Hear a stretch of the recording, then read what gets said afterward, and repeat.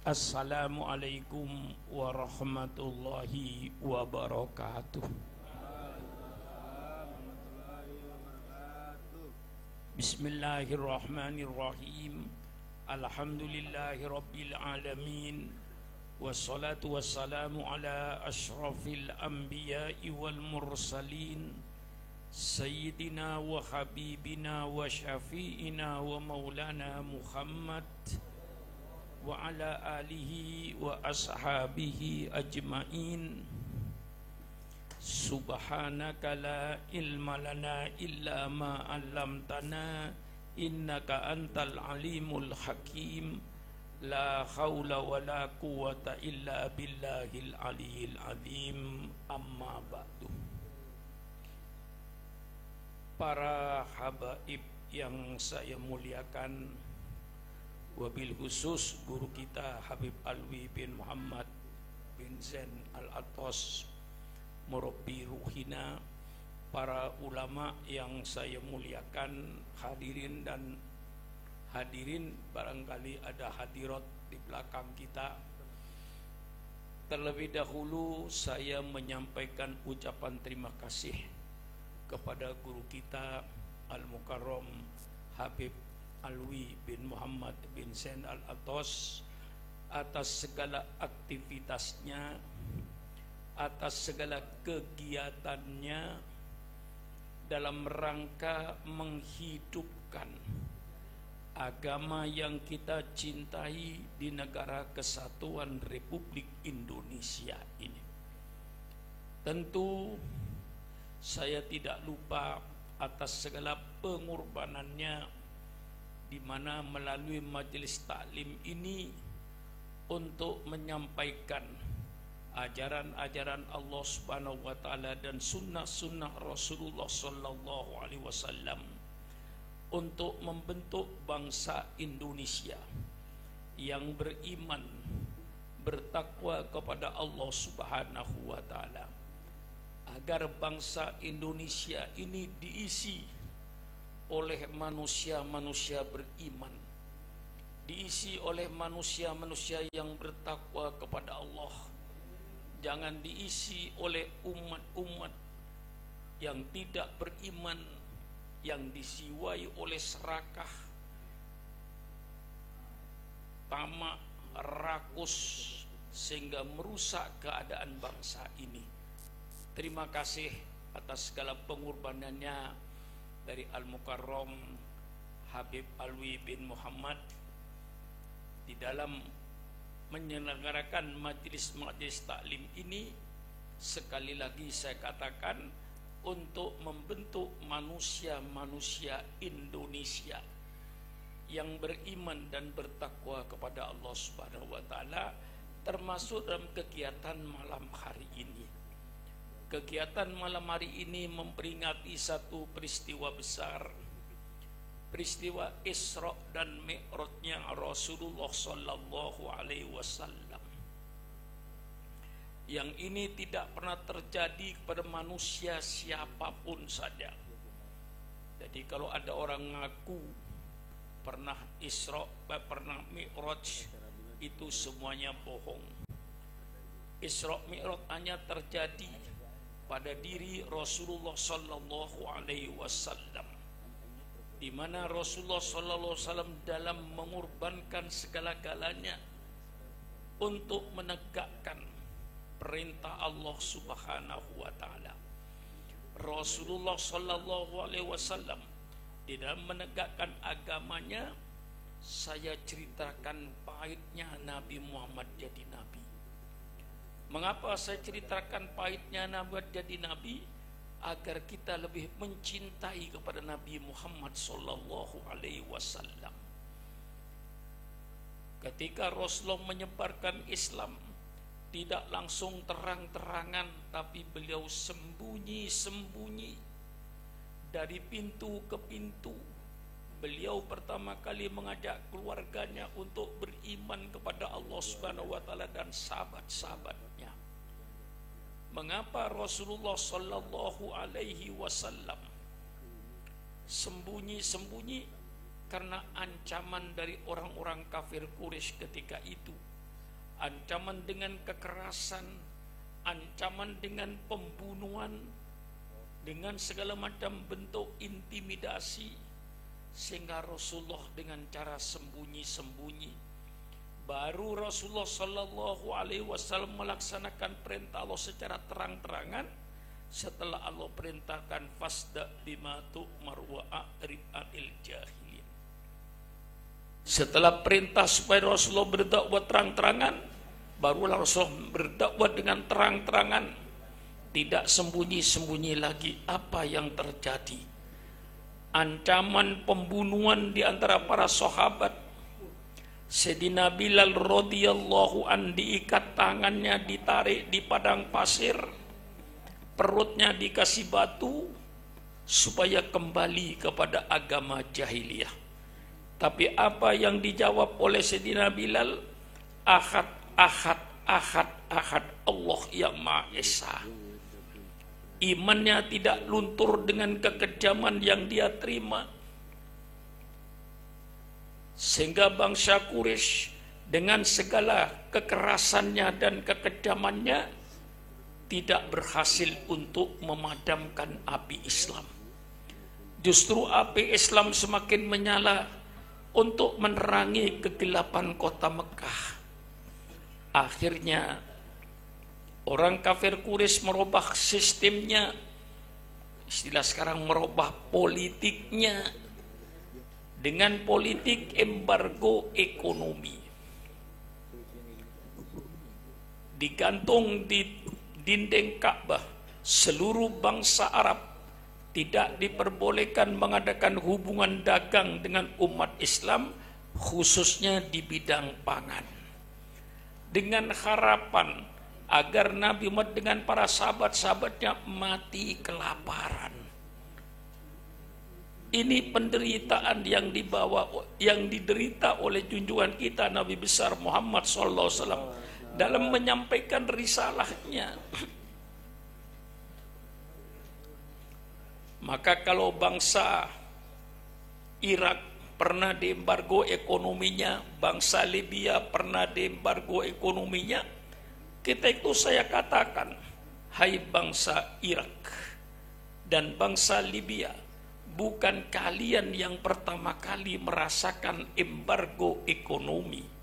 Nabimu 1400 tahun yang lalu sudah merasakan embargo ekonomi. Tetapi embargo ekonomi tidak mampu untuk memadamkan api Islam. Justru api Islam semakin membesar di kota Mekah itu. Akhirnya bangsa Quraisy mengalahkan perubahan politik lagi dengan politik damai. Didatangi pamannya Abu Thalib. Hai Abu Thalib, engkau kan pamannya Muhammad, kata orang-orang kafir Quraisy, Abu Lahab dan Abu Jahal. Coba tanyakan sama ponakanmu tuh maunya apa? Kalau ponakanmu Muhammad maunya jadi raja, kami penduduk Mekah siap untuk mengangkat Muhammad jadi raja dengan syarat berhenti jadi nabi, berhenti menyebarkan agamanya. Abu Thalib tanya sama ponakanmu maunya apa? Kalau dia ingin kaya, kami seluruh kekayaan penduduk Mekah kami serahkan sama Muhammad, sehingga dia nanti menjadi orang yang terkaya di negeri Mekah ini. Tapi dengan syarat berhenti jadi nabi, berhenti menjalankan dakwahnya. Abu Thalib tanya sama ponakanmu tuh maunya apa? Kalau dia ingin kawin dengan gadis-gadis di kota Mekah ini, kami siap mengumpulkan anak perawan di kota Mekah ini. Persilakan ponakanmu kawin 1, 2, 3, 4, 5, 6 dan seterusnya dengan syarat berhenti jadi nabi. Nah, inilah penderitaan Nabi Muhammad. Ditawarkan harta, ditawarkan takhta, ditawarkan wanita, semuanya ditolak oleh Rasulullah Sallallahu Alaihi Wasallam. Kalau seandainya penawaran ini ditawarkan sama kiai sekarang, kira-kira bagaimana? Gak usah dijawab, dikira-kira aja. Ya.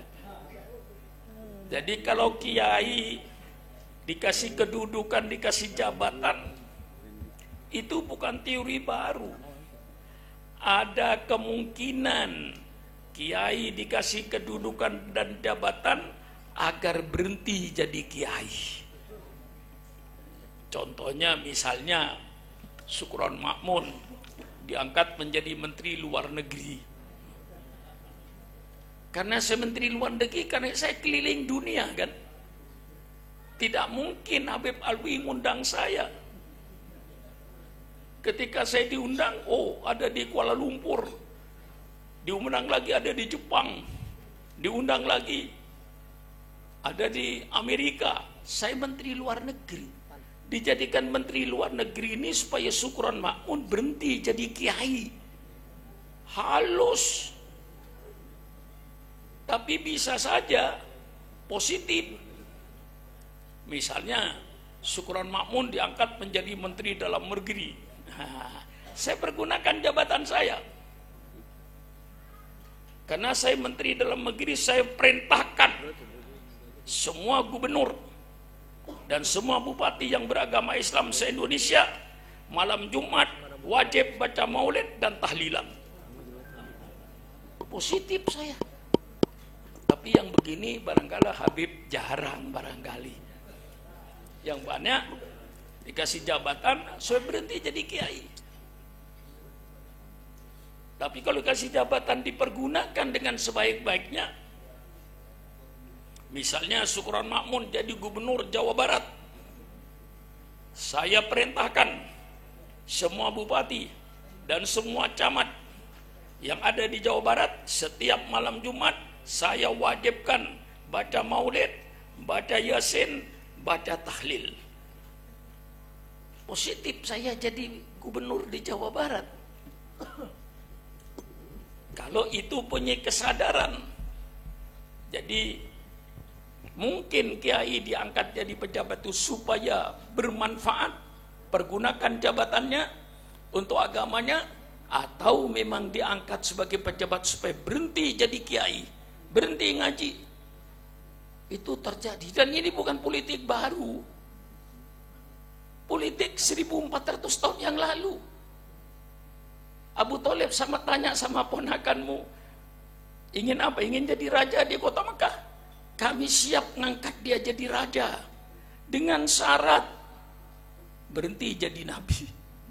Dan ini bukan soal politik baru ini. Politik lama. Embargo ekonomi bukan politik baru, politik lama. Sudah dialami junjungan kita Nabi besar Muhammad sallallahu alaihi wasallam. Dengan segala macam cara gagal. Dengan kekejaman dan kekerasan gagal. Embargo ekonomi gagal. Ditawarin harta, tahta, wanita gagal. Inilah pahitnya Rasulullah jadi nabi. Berdakwah ke Taif bukan kayak Sukron Makmun. Disiapkan minuman, disiapkan kue-kue. Tapi Rasulullah pergi ke Taif, dilemparin batu oleh penduduk Taif, sehingga Rasulullah luka. Malaikat Jibril turun menanamkan jasa. Hai Rasulullah, angkat tanganmu, minta kau kepada Allah. Kami seluruh malaikat siap untuk menggerakkan bukit-bukit yang ada di Taif ini agar mereka mati terhimpit. Apa jawab Rasulullah sallallahu alaihi wasallam? Bukan itu yang saya minta Jibril.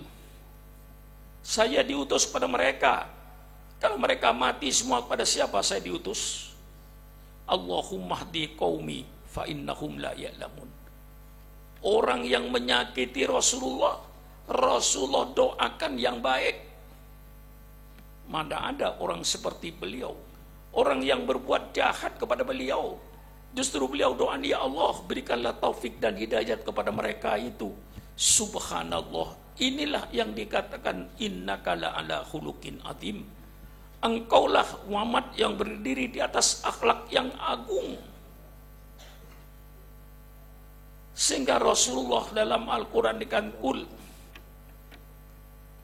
katakan oleh engkau pada kaum Umut, las'alukum alaihi ad, saya tidak minta berdakwah ini, tidak minta upah saya, illal mawaddata fil qurbah, kecuali kau kasihanlah kepada keluarga-keluarga saya ini.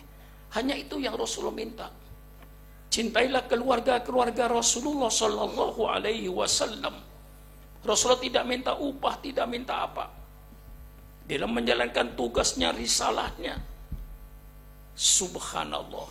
Di tengah segala macam kekejaman, karena semuanya gagal, akhirnya Abu Lahab dan Abu Jahal mengadakan musyawarah di Darun Nadwah. Di dalam tafsir kitab Tabari dijelaskan dalam musyawarah itu dihadiri oleh iblis yang berupa manusia. Ketika dia tanya, siapa kau? Saya orang datang dari Riyadh untuk menyumbang pikiran. Diadakan rapat dipimpin oleh Abu Lahab dan Abu Jahal. Segala macam usaha untuk mencegal Muhammad gagal. Dengan intimidasi, dengan kekerasan, dengan pembunuhan gagal. Embargo ekonomi gagal. Ditawarkan harta tahta wanita gagal. Sehingga Abu Jahal waktu itu mengeluarkan pendapat, kalau begini baiknya Muhammad itu ditangkap saja, masukkan dalam penjara, supaya dia tidak keluar masuk desa, keluar masuk kampung. Kalau tidak di penjara, mereka akan tetap menyebarkan agamanya. Iblis berkata, usulmu sia-sia, tidak ada gunanya. Sebab Muhammad ini dari golongan bangsa Quraisy, golongan yang dimuliakan di tanah Arab. Tidak mungkin sukunya akan rela kalau di antara anak buahnya, anggotanya itu di penjara. Pasti akan dibela oleh sukunya. Kalau sudah dibela oleh sukunya, kami semua tidak akan berdaya. Kemudian Abu Jahal berkata lagi, kalau di penjara tidak ada gunanya, usir saja Muhammad ke luar negeri, supaya tidak ada di negeri Mekah. Iblis berkata, usulmu berbahaya ini. Kalau Muhammad diusir ke luar negeri, nanti di luar negeri pengikutnya akan besar dia. Pasti negara kami diserbu dari luar negeri. Bahaya ini usul. Di penjara nggak ada gunanya, ya. Kemudian diusir ke luar negeri malah berbahaya. Nanti di luar negeri dia banyak pengikutnya, dia banyak pengikut, mesti negeri kami akan diserang dari luar negeri. Akhirnya apa yang terjadi? Kalau diusir ke luar negeri berbahaya, ditangkap tidak ada gunanya. Jadi kalau ada kiai ditangkap atau habib ditangkap, itu enggak heran. Sejak zaman dulu itu kriminalisasi itu bukan politik baru. Nabi Yusuf dikriminalisasi. Nabi Yusuf masuk penjara tanpa ada kesalahan. Nabi Isa dijatuh hukuman mati oleh raja Yahudi, dituduh akan merusak agamanya Nabi Musa dan dituduh akan merusak Baitul Maqdis. Ketok palu raja Yahudi, ini orang harus dihukum mati di tiang salib. Nabi Muhammad mau dikriminalisasi, cuman kata iblis gak ada gunanya dia ditangkap, pasti dibela oleh sukunya. Kalau sukunya yang membela, kami semua tak berdaya. Akhirnya apa kata Abu Jahal? Kalau begitu bunuh saja Muhammad ini. Apa kata iblis? Ini yang benar. Bunuh saja Muhammad ini. Nggak usah dipenjara, nggak usah diusir ke luar negeri. Bunuh saja Muhammad ini. Akhirnya rumah Rasulullah dikepung dengan pemuda-pemuda dengan pedang terhunus. Perintahnya Abu Jahal, Muhammad keluar, potong leher, nggak usah dikasih kesempatan berbicara. Ini saya ceritakan penderitaan Nabi Muhammad menjadi nabi untuk menyelamatkan kita dari api neraka, untuk mengeluarkan manusia dari kegelapan ke alam terang menderang. Pengorbanannya semacam itu. Maka termasuk sekarang ini, termasuk Sukron Makmun, para ulama, para habaib, yang sekarang kita katakanlah kita dengan nikmat berdakwah. Ini semuanya apa yang kita capai sekarang ini di atas penderitaan nabimu 1400 tahun yang lalu. Sekali lagi, apa yang kita dapati sekarang nikmat, berdakwah kita nikmat, mengadakan maulid kita nikmat, mengadakan Isra Mi'raj kita nikmat. Apa yang kita peroleh daripada keenaan sekarang ini di atas penderitaan nabimu 1400 tahun yang lalu. Nabimu menderita, nabimu sedih untuk menyelamatkan umat manusia ini, untuk menyelamatkan kita daripada api neraka. Lalu apa balasan kita untuk Rasulullah Sallallahu Alaihi Wasallam yang begitu penderitaannya? Inilah saya ceritakan pahitnya Nabi Muhammad jadi nabi. Untuk apa? Untuk menyelamatkan kita semua ini dari kegelapan, menyelamatkan kita dari api neraka. Nabi menderita untuk menyelamatkan umatnya ini. Saya ceritakan ini supaya kita semakin cinta baik kepada Rasulullah, kepada keluarga-keluarga Rasulullah Sallallahu Alaihi Wasallam. Apa artinya kita kalau cuma mencintai keluarga Rasulullah, mencintai keturunan-keturunan Rasulullah, dibanding dengan kenikmatan yang kita peroleh ini, saudara-saudara. Di tengah-tengah Rasulullah dikepung dengan pedang, gelap gulita yang tidak ada lampu setitik pun, malaikat Jibril turun. Ya Rasulullah, perintah Allah sudah turun. Malam ini kau tinggalkan kota Mekah ini. Coba bagaimana penderitaan saudara. Di tengah-tengah dikepung oleh pedang yang akan dibunuh. Diperintahkan pula oleh Allah meninggalkan kota Mekah, kota yang dia cintai. Bagaimana tidak? Kota kelahiran beliau Rasulullah Sallallahu Alaihi Wasallam. Tapi karena sudah perintah Allah, dengan petunjuk Allah, Rasulullah mengambil pasir, baca ayat kursi, baca qul huwallahu ahad, qul a'udzu bil falaq, qul a'udzu bin nas, sebagian daripada surat Yasin, wa ja'alna min baini aydihim saddan wa min khalfihim saddan fa arsaynahum fahum la yubsirun. Jadikanlah di depan mereka tutup, jadikanlah di belakang mereka tutup, sehingga mereka tidak melihat ketika Rasulullah lewat di tengah-tengah mereka itu. Ditabur pasir, mereka tertidur, Rasulullah keluar dari rumahnya selamat dalam keadaan mencekam. Seandainya di antara mereka ada yang terbangun, Rasulullah meninggal, pasti dipotong lehernya. Langsung menuju ke rumahnya Sri Abu Bakar Siddiq radhiyallahu an. Tentu Sri Abu Bakar itu kaget, tengah malam ada apa Rasulullah? Rasulullah katakan, malam ini Abu Bakar, Allah perintahkan saya dan kau tinggalkan kota Mekah ini. Subhanallah, dalam ancaman mati, dalam ancaman pembunuhan di tengah malam yang gelap, harus meninggalkan kota Mekah yang dia cintai.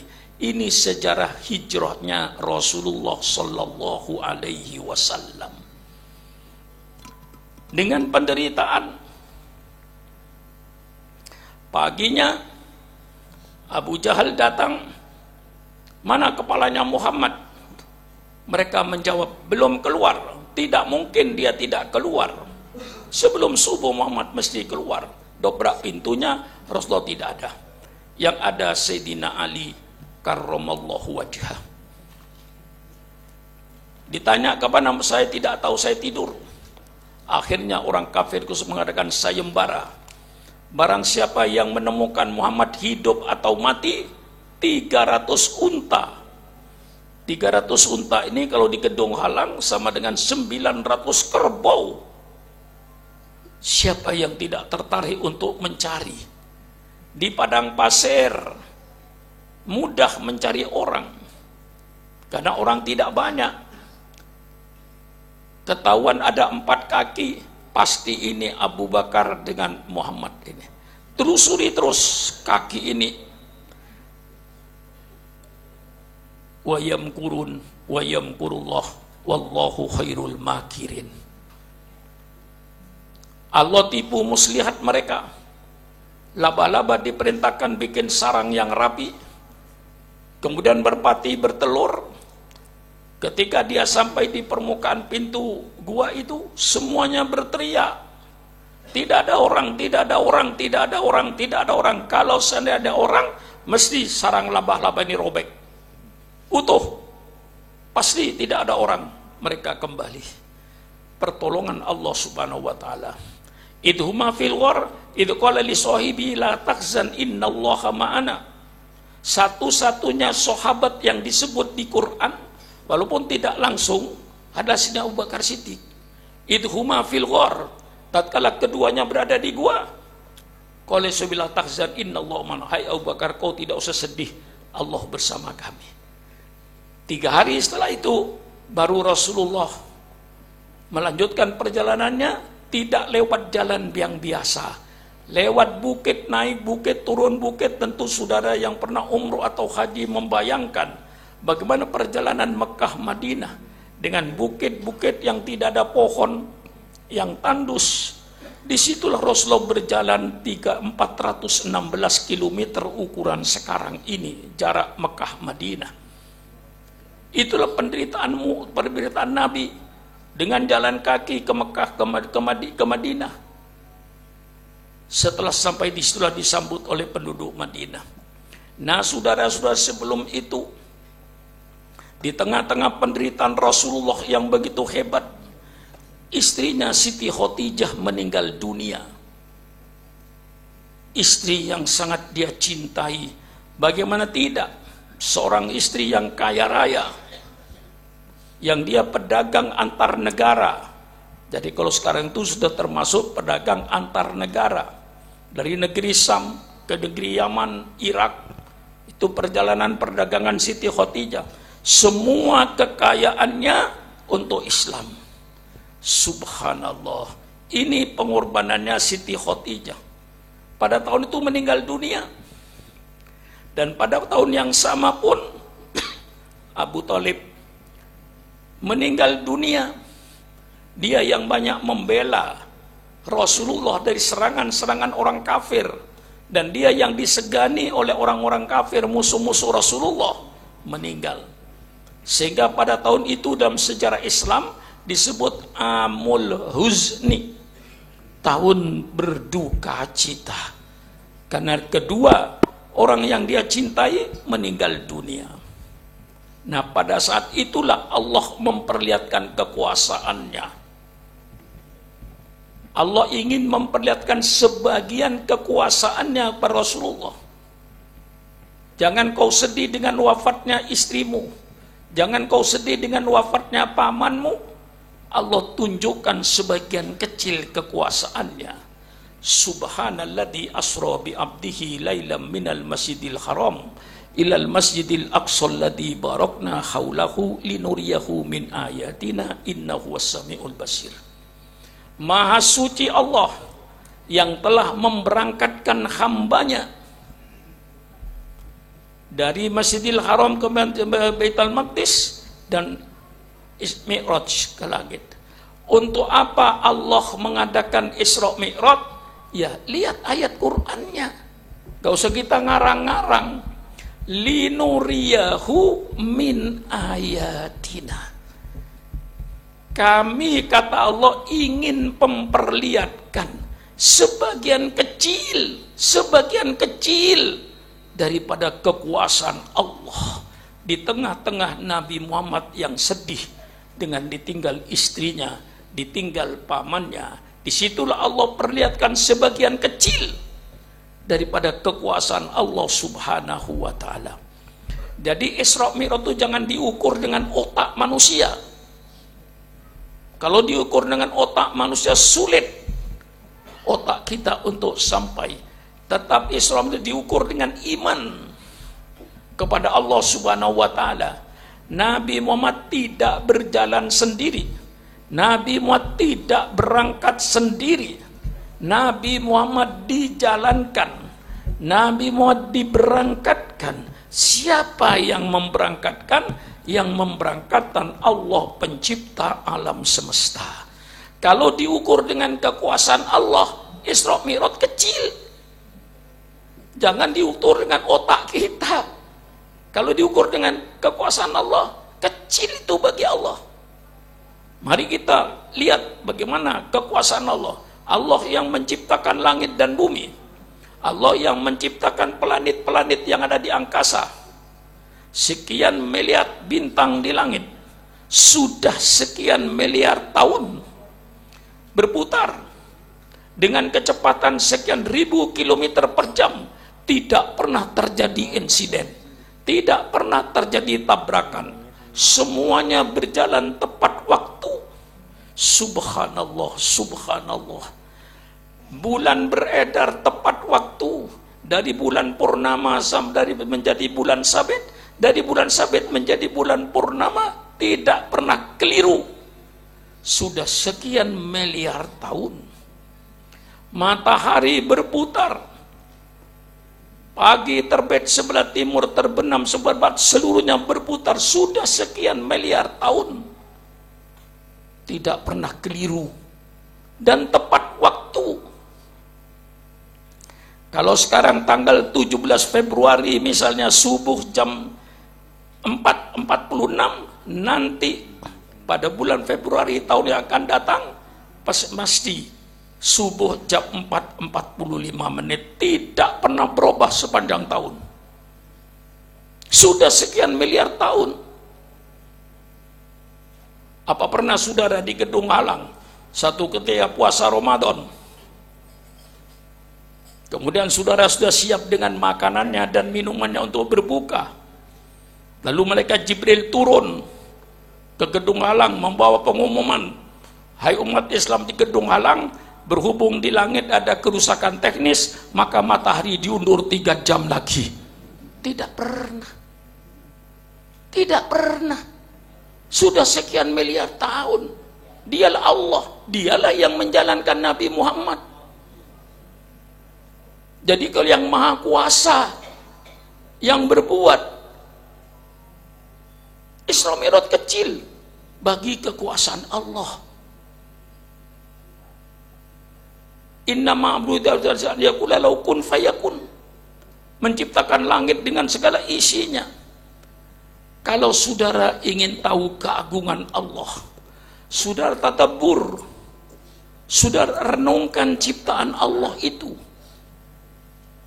Saudara tahu kehebatan Jepang karena saudara melihat buatan Jepang, katakan Toyota, katakan Mazda. Saudara tahu kehebatan Inggris karena Inggris bisa bikin mobil namanya Rolls Royce, mobil anti peluru yang termahal. Kita berkata Inggris hebat, kita berkata Jerman itu hebat. Kita melihat mobil BMW-nya, kita lihat mobil Mercedes-nya, kita berkata Amerika hebat karena lihat kita pabrik Douglas-nya yang membuat pesawat terbang. Dia bisa terbang dari Jakarta Jeddah dalam tempo 10 jam. Kita berkata Amerika hebat. Allah Subhanahu wa ta'ala maha hebat. Lihat ciptaannya. Dari yang sebesar-besarnya saya ceritakan tadi, planet yang ada di angkasa ini, sekian miliar bintang di langit, sudah sekian miliar tahun berputar dengan kecepatan sekian ribu kilometer per jam. Tidak pernah terjadi insiden atau tabrakan. Subhanallah, Maha Agung. Kita lihat lagi pada ciptaannya yang sekecil-kecilnya. Katakan semut yang sudah tidak pernah memikirkan semut. Semut yang paling kecil berjalan di tembok, dia tentu makan, tentu dia minum. Bagaimana pencernaannya, bagaimana perutnya, bagaimana buang kotoran. Subhanallah, subhanallah, maha hebat penciptanya. Hidung semut kalau dibanding dengan hidung manusia, tentu jauh lebih besar hidung manusia, tapi tajamnya jauh lebih tajam semut. Hidung kita paling mampu jarak 5 cm, 10 cm. Setelah itu kita tidak tahu lagi. Tetapi yang namanya semut, di mana ada gula, dia jarak 30 meter, dia tahu di mana ada gula. Dia cari menurut radar hidungnya, sampailah dia ke semut, ke gula. Di mana ada gula, di situ ada semut. Di mana ada semut, di situ ada gula. Alangkah tajamnya hidungnya semut itu. Siapa penciptanya? Allah. Semakin kita melihat ciptaan Allah, kita semakin subhanallah. Allah ciptakan binatang namanya bunglon. Ketika ada di daun warnanya hijau, turun ke tanah berwarna tanah. Subhanallah. Bagaimana dia kimianya berubah-ubah warna tubuhnya. Itulah binatang ciptaan Allah. Subhanallah, maha agung kau ya Allah. Afala yanduruna ilal ibili kaifa khuliqat wa ilas samai kaifa rufi'at wa ilal jibali kaifa nusibat wa ilal ardi kaifa sutihat fadzakir innama anta mudzakir. Apakah kau tidak melihat kepada unta bagaimana diciptakan oleh Allah? Khusus binatang di padang pasir yang jarang hujan, Allah ciptakan binatang unta yang tahan tidak minum 2-3 hari. Subhanallah. Allah tidak jadikan unta untuk di Bogor. Di Bogor kasih kebo, kasih sapi. Kebo pagi ngerendam, siang ngerendam, sore ngerendam. Kalau seandainya kebo di padang pasir, mau ngerendam di mana sih kebo ini? Subhanallah. Maha agung engkau ya Allah penciptanya. Di Siberia Utara, di situ Allah ciptakan binatang. Karena di situ semuanya es. Supaya darahnya tidak beku, Allah ciptakan binatang di kutub utara yang tebal bulunya tidak kurang dari 30 cm. Tebal bulunya. Mengapa? Untuk melindungi darahnya. Subhanallah. Alangkah hebatnya penciptanya. Setiap binatang kalau kita perhatikan, subhanallah, yang namanya merpati, sehingga oleh orang-orang tukang judi dijadikan alat untuk berjudi. Dipegang perempuannya, dibawa, dilepaskan laki-lakinya tempat yang jauh, dia naik ke atas. Dia tahu mana istri saya. Tidak pernah merpati keliru sama istri orang lain. Padahal dengan jarak jauh, pasti yang hinggap itu pada istrinya sendiri. Tidak pernah tabrakan. Ketika jatuh mau hinggap itu nggak pernah jatuh. Lalu apa? Merpati jantan tabrakan. Tidak ada. Mesti dia sudah tahu itu istri saya, itu istri saya. Cert. Subhanallah. Siapa penciptanya? Allah subhanahu wa ta'ala. Pikirkan semua binatang itu akan mengagumkan pikiran kita.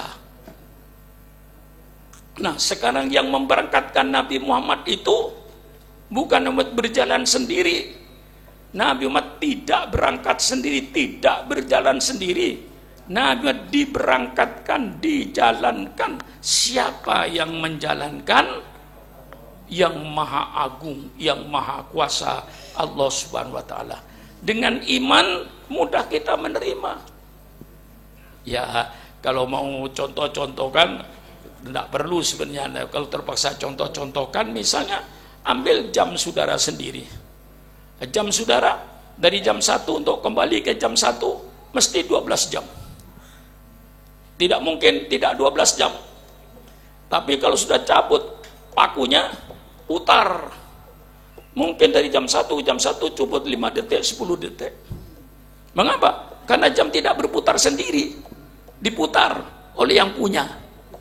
Nabi Muhammad Isra Mi'raj itu tidak berjalan sendiri, tidak berangkat sendiri, diberangkatkan oleh siapa? Oleh yang menciptakan langit dan bumi. Otomatis otak kita terima, iman, percaya.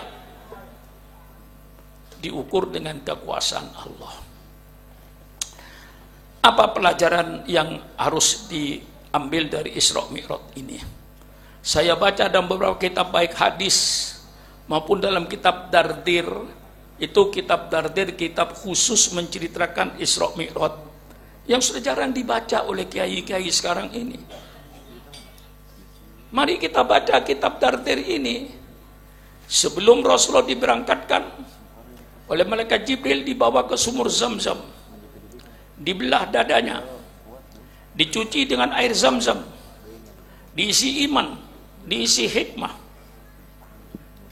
Itu semuanya cuman untuk umatnya. Rasulullah hatinya bersih, Rasulullah imannya kuat, Rasulullah tabahnya kuat. Tapi mengapa oleh malaikat Jibril dicuci dengan air Zam-Zam, diisi iman? Untuk dijadikan pelajaran kepada orang Bogor. Hai orang Bogor, sebelum kau mengadakan perjalanan, siapkan imanmu. Kau mau pergi ke Jakarta, siapkan duitmu. Tapi tidak kurang pentingnya, siapkan imanmu. Karena dalam perjalanan itu banyak setan-setan yang akan mengganggu kita.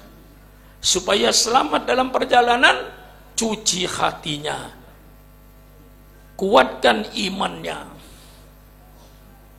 Termasuk seperti sekarang di Indonesia ini, yang sedang pemilihan umum, milih presiden, milih anggota DPR, milih bupati, milih gubernur. Subhanallah. Hai calon-calon pemimpin, sebelum kau menjadi pemimpin, tolong belajar sama Isra Mi'raj, bersihkan hatimu. Cuci dulu hatimu sebelum kau jadi bupati. Cuci dulu hatimu sebelum kau jadi presiden. Cuci hatimu sebelum kau jadi gubernur. Cuci hatimu sebelum kau jadi DPR. Hilangkan sifat-sifat yang tercela. Sifat tamakmu hilangkan. Sifat serakahmu hilangkan, sifat ambisimu hilangkan, sifat sombongmu hilangkan. Tiru pelajaran Isra Mi'raj kalau ingin perjalananmu selamat. Berapa banyaknya orang ingin jadi bupati, setelah jadi bupati masuk penjara. Berapa banyaknya orang yang menjadi anggota DPR, begitu jadi anggota DPR masuk penjara. Berapa banyaknya yang jadi gubernur, setelah jadi gubernur ambil masuk penjara. Lebih baik tidak jadi gubernur, tidak lebih baik jadi DPR. Karena apa? Sebelum dia jadi DPR, sebelum dia menjadi gubernur, sebelum dia menjadi presiden, sifat-sifat tamak dan serakahnya belum dicuci. Tiru Isra Mi'raj. Rasul dicuci, dihilangkan sifat-sifat tercelanya, walaupun tidak ada pada Rasulullah, untuk dijadikan pelajaran kepada umatnya. Hai orang Bogor, lihat itu nabimu sebelum mengadakan perjalanan jauh, bersihkan hatinya, hilangkan sifat-sifat tamaknya, hilangkan sifat-sifat serakahnya, hilangkan sifat-sifat sombongnya, supaya kau selamat dalam perjalanan. Lah ini mestinya ambil pelajaran siapapun saja, termasuk kiai, termasuk ustadz. Sebelum jadi ustadz, sebelum jadi kiai, bersihkan dulu hatinya kalau ingin selamat dalam perjalanannya. Lah ini pelajaran Isra Mi'raj. Sebelum jadi bupati, operasi dulu hatinya, hilangkan tamaknya. Kalau kau jadi bupati, sifat tamaknya, sifat serakahnya tidak kau buang, pasti kau akan ngerampok duit rakyat. Kau mau jadi gubernur, bersihkan dulu hatinya sebelum kau jadi gubernur. Kalau tidak kau bersih hatinya, kau melihat duit rakyat yang numpuk, pasti kau akan merampok duit rakyat. Ini kenyataan. Saya bicara fakta. Berapa banyaknya gubernur yang masuk penjara? Berapa banyaknya bupati yang masuk penjara? Nggak bisa dihitung. Apalagi anggota DPRD, DPR tingkat 1, tingkat 2, DPR pusat. Berapa banyaknya anggota DPR? Ratusan yang masuk penjara. Mengapa? Karena mereka sebelum jadi anggota DPR belum dioperasi hatinya, belum dibersihkan hatinya dari sifat-sifat yang tercela, sifat-sifat tamak, sifat serakah dan lain-lainnya. Nah, ini diambil pelajaran dalam Isra Mi'raj ini supaya dalam perjalanan selamat. Begitu Rasulullah selesai dioperasi, didatangkan oleh mereka Jibril Buraq, binatang yang lebih kecil daripada kuda, dimana kalau sudah meloncat kaki depannya memanjang sepanjang mata melihat. Ciptaan Allah, tidak ada yang mustahil bagi Allah. Nah, keluar kota Mekah, pertama kali yang menggoda itu Ifrit. Muhammad, stop Muhammad. Rasulullah tidak menoleh, langsung. Siapa itu Jibril? Itu Ifrit Rasulullah. Seandainya engkau Rasulullah, umatmu akan banyak yang tergoda oleh setan. Alhamdulillah kau tidak noleh Rasulullah. Rasulullah tidak noleh pun sebagian orang Bogor masih tergoda oleh setan. Seandainya Rasulullah noleh, barangkali sudah jadi setan semua yang ada ini. Nah, ini pelajaran.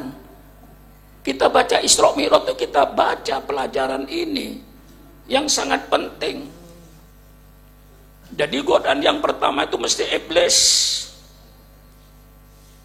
Seorang wali min auliyaillah bernama Ibrahim bin Adham ditanya oleh muridnya, Tuan Guru, mengapa setan-setan di akhir zaman kok tidak banyak yang berupa manusia untuk menggoda manusia seperti zaman Nabi Musa, seperti zaman Nabi Ibrahim? Banyak setan-setan berupa manusia untuk goda manusia.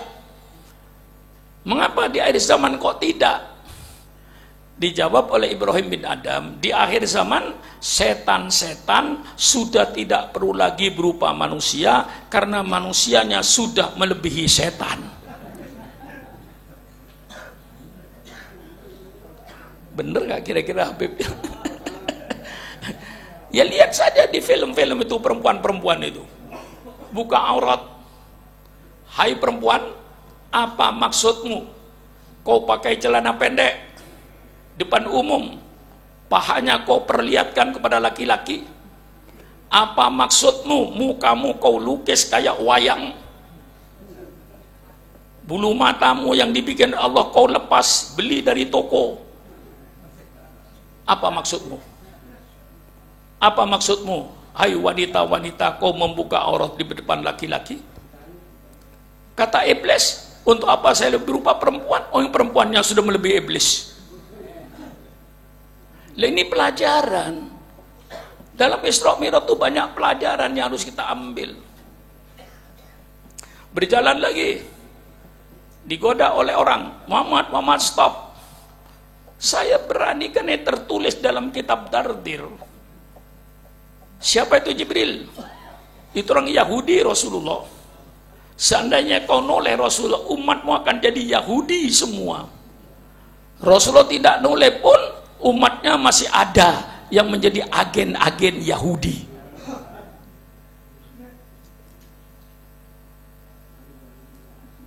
Jalan lagi, Muhammad stop. Siapa itu orang Nasrani Rasulullah. Seandainya umatmu kau noleh, umatmu akan jadi Nasrani semua.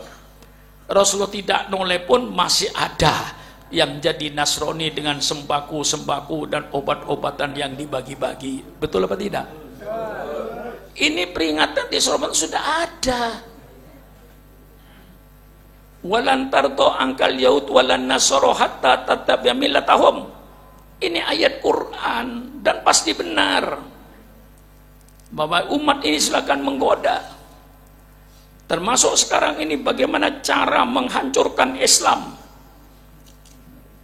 Saya baca dalam bukunya orang-orang Zionis Yahudi hancurkan Islam. Pertama kali apa program mereka itu?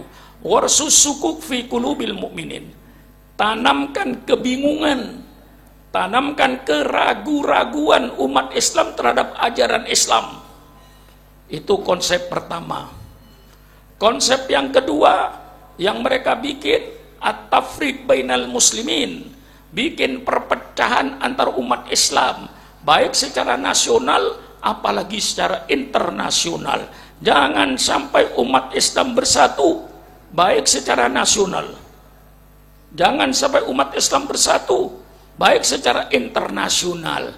Dua program ini yang mereka jalankan. Kemudian mereka mengatakan untuk menjalankan program Yahudi ini harus orang Islam yang melaksanakan. Dalam buku yang saya baca dia katakan ayat to'a asyajarota ahadu a'doiha. Hendaknya yang merobohkan kayu harus kayu. Kalau kita beli kampak dari toko, kita dorong-dorong kampak untuk merobohkan kayu yang besar, tidak bakalan kayu itu roboh kalau kampaknya yang dirong-dorongan. Tapi kata Yahudi apa? Kasih tangan kayu. Yang dipegang bukan kampaknya, kayunya yang dipegang. Pukulkan ke kayu, robohlah kayu. Robohnya kayu karena kayu. Ini program Yahudi. Hancurkan umat Islam. Yang bisa menghancurkan umat Islam harus orang Islam. Cari orang Islam yang bisa dibayar. Cari orang Islam yang bisa dirubah pikirannya. Kalau perlu kasih dolar. Hancurkan ulama. Yang bisa menghancurkan ulama hanya ulama. Kiai tidak bisa hancur kalau yang menghancurkan bukan kiai. Cari kiai-kiai yang imannya masih nggak mapan atau ekonominya tidak mapan atau ingin jabatan. Yang bisa menghancurkan kiai hanya kiai. Maaf para habaib, yang bisa menghancurkan habaib nanti Habib juga. Percaya sama saya, ini konsep Yahudi. Karena kalau dihancurkan dari luar tidak mungkin, pasti dilawan. Tapi kalau ulama yang ngomong, nah, jadi untuk menghancurkan umat Islam harus pakai orang Islam. Bahasa Arabnya yang saya baca dalam buku mereka itu ayat to'a asyajarota ahadu a'doiha. Hendaknya yang merobohkan kayu, yang memotong kayu, roboh kayu harus kayu. Kalau kampak nggak bisa, kampak didorong-dorong oleh bapak, tidak bakalan kayu roboh. 3 tahun pun tidak roboh. Tapi ketika kampak dikasih pegangan kayu, kayunya yang dipegang, pukulkan ke kayu, roboh kayu karena kayu. Hancurkan umat Islam. Yang harus menghancurkan adalah orang Islam. Kalau bukan orang tidak bisa menghancurkan Islam. Saya tidak menuduh, cuman tanda-tandanya. Kalau ada tokoh Islam atau ada kiai berpidato, kemudian umat Islam yang mendengar pidatonya jadi bingung, percayalah kiai itu agen Yahudi. Percayalah. Karena kalau kiai tidak mungkin untuk membingungkan umat. Kedatangan saya ke majelis ini bikin saudara bingung atau bikin saudara yakin? Berarti saya bukan agen Yahudi. Itu aja. Kalau saya datang ke majelis ini, saya bikin bingung umat Islam. Percayalah, semua tokoh-tokoh Islam yang bikin bingung umat Islam itu adalah agen-agen Yahudi. yang harus saudara perhatikan. Ini sedang terjadi. Bagaimana mereka masukkan paham-paham barat, termasuk paham liberalisme. Dari mana liberalisme ini? Makhluk ini lahirnya di mana? Dan mengapa makhluk ini lahir? Dan apa tujuan makhluk ini lahir? Ini banyak tokoh-tokoh Islam tidak mempelajari. Dari mana lahirnya makhluk ini? Liberalisme itu bukan ajaran Quran. Liberalisme bukan ajaran sunnah. Liberalisme ajaran barat. Mengapa barat liberalisme? Karena di antara mereka ada yang trauma terhadap agama mereka.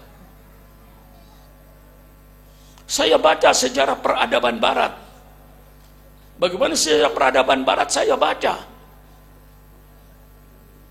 Ketika gereja pada abad pertengahan mempunyai kekuasaan yang luar biasa, gereja tidak hanya berkuasa di bidang agama, tapi gereja berkuasa di bidang ekonomi, berkuasa di bidang ilmu pengetahuan, gereja berkuasa di bidang politik. Saat itulah gereja mempunyai kekuasaan yang luar biasa. Orang yang bertentangan dengan gereja dianggap kafir dan halal darahnya. Dan cara menghukum mereka di abad pertengahan, saya tidak bicara gereja sekarang, saya bicara gereja 1500 tahun yang lalu, bukan gereja sekarang. Kalau gereja sekarang ya sudah hukumannya sudah bagus, tapi gereja pada abad pertengahan apa yang terjadi? Orang kalau sudah dihukum mati 3 cara. 1, dibakar hidup-hidup. Jadi orang disiram dengan minyak, bakar hidup-hidup. Disaksikan oleh orang ramai. Bagaimana tidak ngeri melihat orang dibakar hidup-hidup. Kalau tidak dibakar hidup-hidup, orang itu digergaji. Kayak gergaji kayu. Saya punya gambar gergaji orang itu. Dalam buku yang saya pelajari, peradaban barat itu. Ada gergajinya, cara menggergaji orang yang dihukum mati. Bagaimana mereka tidak ngeri?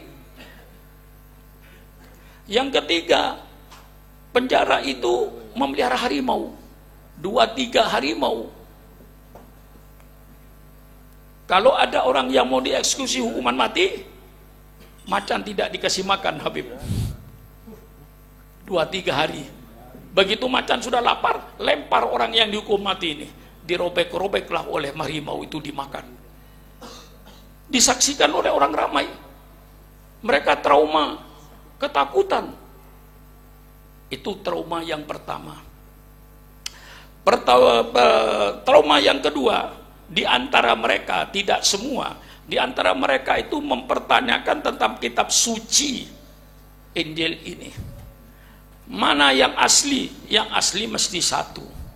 Sedangkan yang ada 5 Injil. 1 Injil Matius ditulis oleh orang yang bernama Matius. 2 Injil Markus ditulis oleh orang yang bernama Markus. Injil Yahya ditulis oleh orang yang bernama Yahya. Injil Lukas ditulis orang yang bernama Lukas. Redaksinya berbeda-beda mengikuti penulisnya. Ada 1 Injil yang dilarang oleh gereja dibaca, namanya Injil Barnabas, yang ditulis oleh orang yang bernama Barnabas. Mengapa Injil itu dilarang dibaca oleh gereja sekarang ini? Karena Injil itu isinya mirip dengan kitab suci Al-Quran. Saya baca dan saya punya. Walaupun tidak ada baca Injil nggak dapat pahala, Habib. Kalau baca Yasin dapat pahala saya. Tapi saya baca untuk pengetahuan saja. Dalam Injil Barnabas saya baca. Mengapa lalu dilarang oleh gereja? Nah, mereka di antara mereka timbul pertanyaan, yang asli itu mana? Karena yang asli mesti 1. Kita umat Islam ini wajib percaya kepada kitab Injil, wajib. Tetapi yang kita percaya Injil yang asli. Injil yang asli yang mana, Pak Kiai? Injil yang asli firman Allah yang Allah berikan kepada Nabi Isa untuk disampaikan pada umatnya, dan di dalamnya tidak ada perkataan Nabi Isa, dan tidak ada perkataan pastor-pastor pada zamannya, hanya firman Allah. Itu kitab suci Injil. Saya yang bahasa Arab juga punya, Pak Haji. Injil bahasa Arab saya punya. Injil Barnabas bahasa Arab saya punya.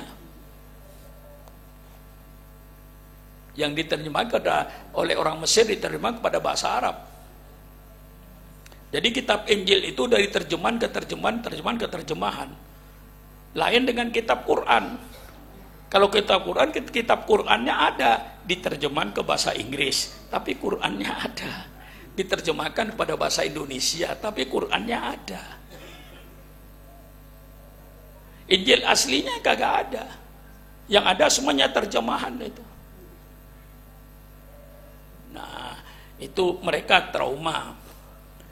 Di antara lagi mereka trauma tentang sosoknya Yesus Kristus. Apakah dia manusia biasa, apakah anak Tuhan, apakah Tuhan? Sampai detik ini di antara mereka masih jadikan persoalan. Trauma yang terakhir ketika gereja mengeluarkan surat pengampunan. Jadi kalau orang berdosa di abad pertengahan, ngaku dosa, tobat, kemudian beli surat, namanya surat pengampunan. Dan mereka diantaranya trauma, kok yang mengampuni kok kawan saya di gereja, yang mengeluarkan surat. Nah, dari trauma ini timbul dua kelompok.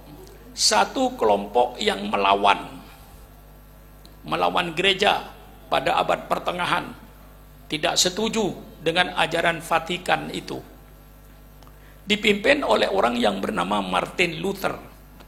Karena dia berontak melawan gereja, dia diancam untuk dibunuh. Akhirnya dia lari ke Jerman.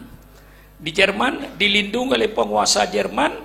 Akhirnya dia melahirkan agama baru yang namanya agama Protestan. Saya tahu sejarahnya itu. Maka tidak semua yang datang dari barat saya tertarik. Martin Luther ini melawan gereja, menolak gereja Vatikan. Nah, karena dia melawan, diancam untuk dibunuh, dia lari ke Jerman. Kebetulan di Jerman dilindungi oleh penguasa yang ada di Jerman. Akhirnya dia mendirikan agama baru, nama agama Kristen Protestan. Sehingga waktu itu pecah menjadi dua, Kristen Katolik dan Kristen Protestan. Kedua-duanya saling bantai-membantai. Itu sejarah barat, tinggalkan. Nah, yang tidak trauma, yang trauma tapi tidak berani berontak, lahirlah namanya liberalisme. Paham liberalisme. Liberalisme itu bahasa Inggris. Ini Habib dari Singapura ini. Liberalisme itu liberalism. Liberalisme ini bebas, free from restraint, bebas dari segala ikatan. Timbullah aliran liberalisme. Kebebasan. Kebebasan adalah asasi manusia. Nah, jadi mereka ini tujuannya apa? Liberalisme ini tujuannya seorang tokoh liberal bernama Humphrey Cox di Amerika Serikat.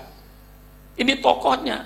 Dia terang-terangan mengatakan liberalisme ini tujuannya untuk membebaskan manusia dari asuhan agama. Sekali lagi, tujuan liberalisme ini untuk membebaskan manusia dari asuhan agama. Agama dianggap membelenggu kebebasan manusia.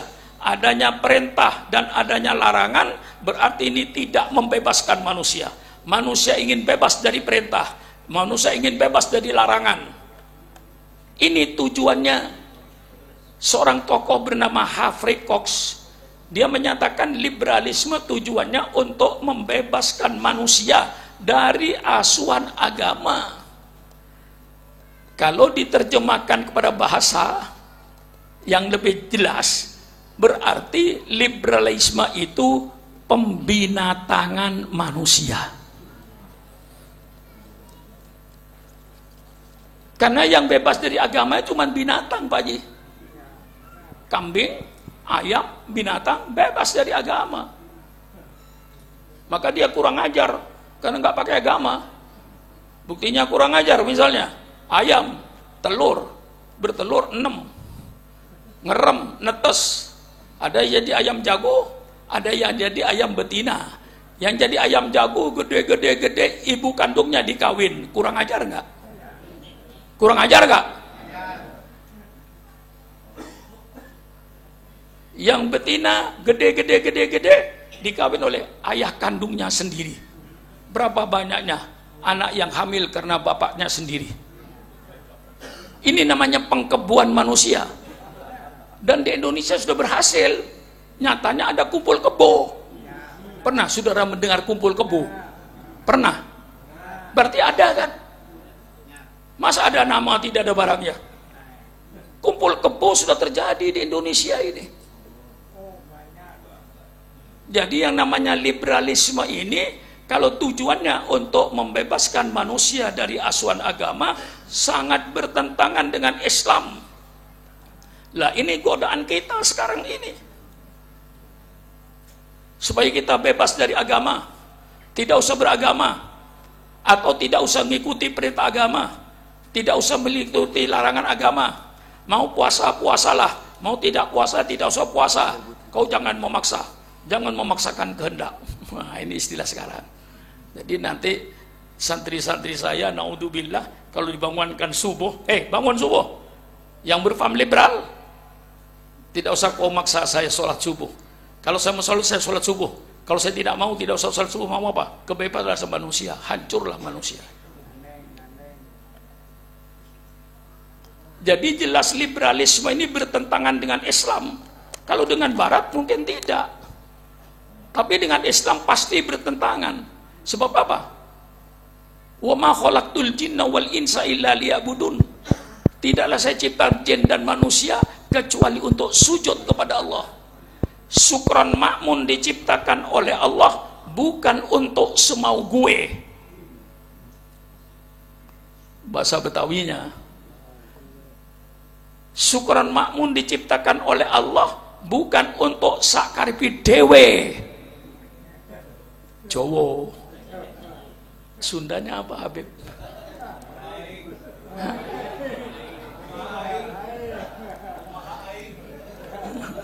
Lah kok dari Singapura yang paham?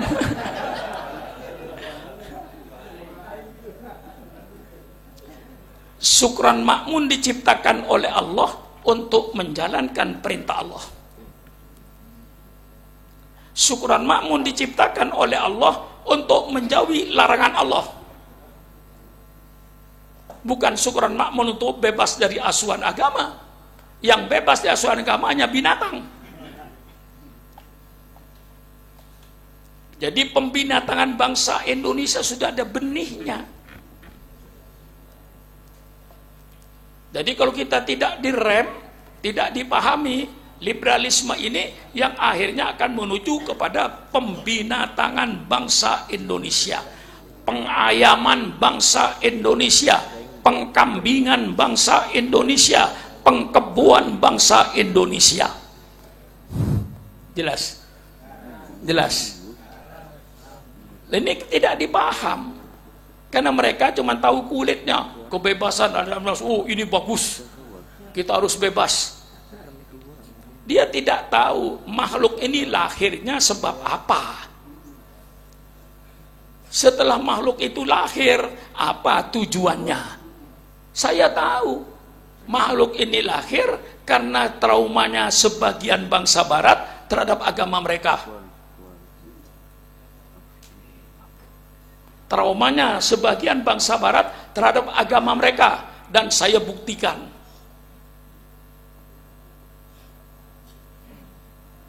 Lalu setelah lahir untuk apa? Lahir tujuannya untuk membebaskan manusia dari asuhan agama. Apa tidak berbahaya ini? Nah, dari liberalisme itu lahirlah makhluk yang namanya sekularisme. Apa makhluk sekularisme ini? Makhluk sekularisme itu memisahkan agama dengan kehidupan manusia. Dia menyatakan bahwa kehidupan manusia sehari-hari tidak diatur oleh agama. Agama hanya berada di dalam masjid, dibatasi oleh 4 tembok. Di luar masjid tidak ada agama. Masyarakat diatur oleh manusia sendiri, ekonomi diatur oleh manusia sendiri, politik diatur oleh manusia sendiri. Maka kaum sekuler berkata urusan dunia jangan dicampur dengan agama. Subhanallah, subhanallah. Mereka menunjukkan kebodohannya terhadap agama. Justru agama Islam diturunkan oleh Allah ini untuk mengatur kehidupan manusia sehari-hari. Baik kehidupan bermasyarakat, baik kehidupan berumah tangga, baik kehidupan berekonomi, maupun kehidupan berpolitik, Islam yang mengatur. Kalau mengikuti ajaran Islam, insya Allah semuanya beres. Misalnya dalam rumah tangga, isu yang dilempar oleh mereka kepada dunia Islam bahwa Islam melarang laki-laki bergaul dengan perempuan sebebas-bebasnya. Itu isu yang dilempar. Itu isu sangat tidak benar.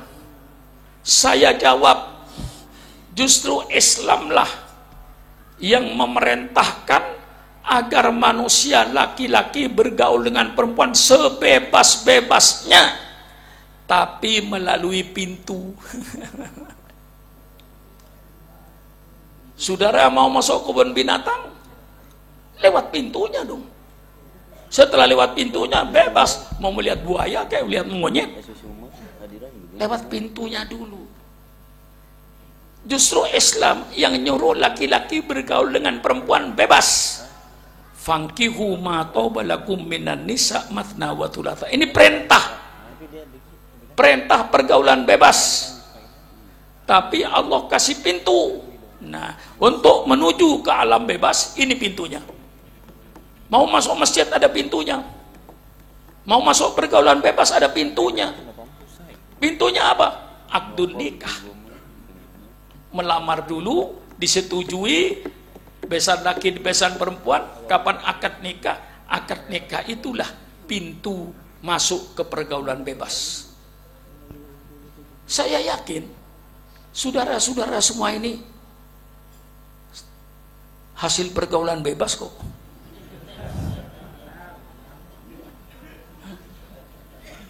Para habaib hasil pergaulan bebas. Syukuran makmun hasil pergaulan bebas. Kalau ayah saya dan ibu saya tidak bergaul bebas, tidak ada syukuran makmun.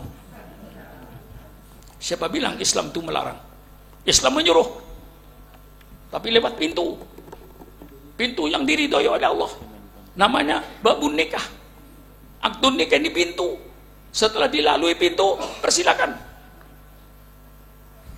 Jadi sekarang para habaib yang saya muliakan, Pak Haji, sadar nggak kalau Anda hasil pergaulan bebas? Sadar nggak? Saudara sendiri bergaul bebas kok dengan istrinya nanti malam. Islam itu mengatur, bukan melarang. Bagaimana supaya kita bisa bergaul bebas dengan perempuan? Kata Allah, ini pintunya. Dan pintu ini sangat indah. Saya kira akad nikah dalam Islam itu paling indah itu. Kalau menurut saya, mulai melamar sampai disetujui kapan akad nikahnya. Ketika kawin ada yang mengawinkan orang tuanya sebagai wali. Kalau kawin sendiri itu namanya pelacur. Jelas kan? Pelacur itu nggak ada yang mengawinkan, kawin sendiri. Pelacur. Kita bukan pelacur. Kita dikawinkan oleh orang tua kita. Disaksikan, ijab kabul, mahar, subhanallah. Ini pintu. Pintu mana? Pintu untuk masuk kepada pergaulan bebas. Saya jelaskan. Setelah masuk ke pergaulan bebas, di situ pun masih ada peraturannya. Wa ashiruhunna bil ma'ruf. Pergaulan istri-istrimu itu dengan baik, dengan sopan. Kasihanlah istri-istrimu. Jangan berbuat kasar kepada istrimu. Jangan menggunakan kata-kata yang menyinggung perasaan istrimu. Jaga istrimu dengan baik, pergaul dengan baik.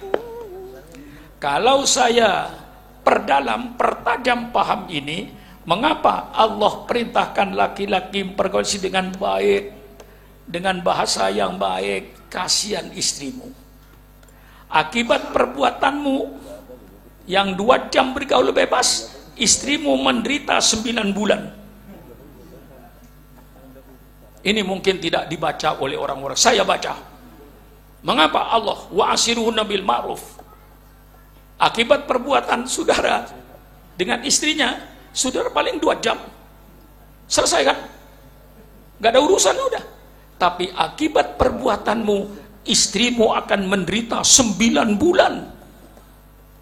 Mulai nyidam. Begitu mau melahirkan, walaupun saya Habib tidak pernah jadi perempuan, tapi Al-Quran menjelaskan, ketika perempuan mau melahirkan, antara hidup dan mati. Apa mati apa hidup? Akibat perbuatan Anda. Semua perhiasan, mobil perhiasan, kursi perhiasan, rumah perhiasan, lampu perhiasan, mobil perhiasan, ad-dunya mata'un wa khairu mata'iha al-maratus sholihah. Semua ini perhiasan. Tidak ada perhiasan yang lebih indah daripada istri Pak Haji yang taat kepada Allah dan taat kepada Pak Haji. Tidak ada perhiasan lebih indah dari itu. Islam untuk membentuk apa? Dzurriyyatun thayyibah, kepada anak. Wa qadara rabbuka la ta'budu illa iyyah wa bil walidaini ihsana. Anak berbakti pada orang tua. Ini rumah tangga yang sangat indah. Yang laki-laki memperoleh istrinya dengan baik, istrinya berbakti sama suaminya dan taat kepada Allah. Anaknya birrul walidaini. Apa ada rumah tangga yang lebih bagus daripada ini? Ini Islam, peradaban Islam. Di luar ini bukan peradaban Islam. Kalau ada laki-laki memukul istrinya sampai kakinya patah, bukan peradaban Islam itu. Peradaban jahiliyah. Islam tidak punya peradaban itu. Jadi kalau pemerintah ingin tanpa kekerasan rumah tangga, sekarang yang bikin ribut kekerasan wanita, kekerasan rumah tangga. Dalam Islam tidak ada kekerasan wanita. Dalam Islam tidak ada kekerasan rumah tangga. Ini peradaban Islam saya tunjukkan. Yang sedang digoda, lahir lagi makhluk sekarang yang namanya pluralisme. Subhanallah, semua agama sama, semua agama benar, semua umat beragama, agama apapun masuk surga.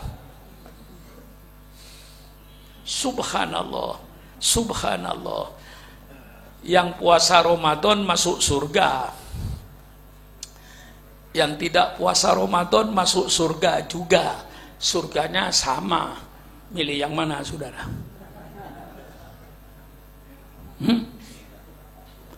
Yang puasa masuk surga, yang tidak puasa masuk surga juga. Puasanya surganya sama.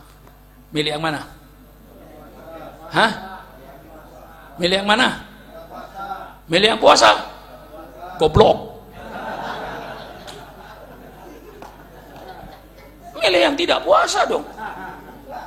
Yang sholat subuh masuk surga, yang tidak sholat subuh masuk surga juga. Surganya sama. Milih yang mana?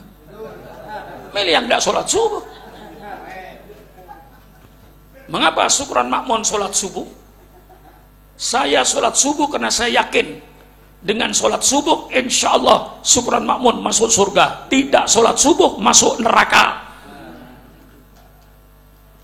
Tegas. Mengapa Syukran Makmun puasa Ramadan? Karena saya yakin dengan puasa Ramadan insya Allah Syukran Makmun masuk surga. Tidak puasa Ramadan masuk neraka.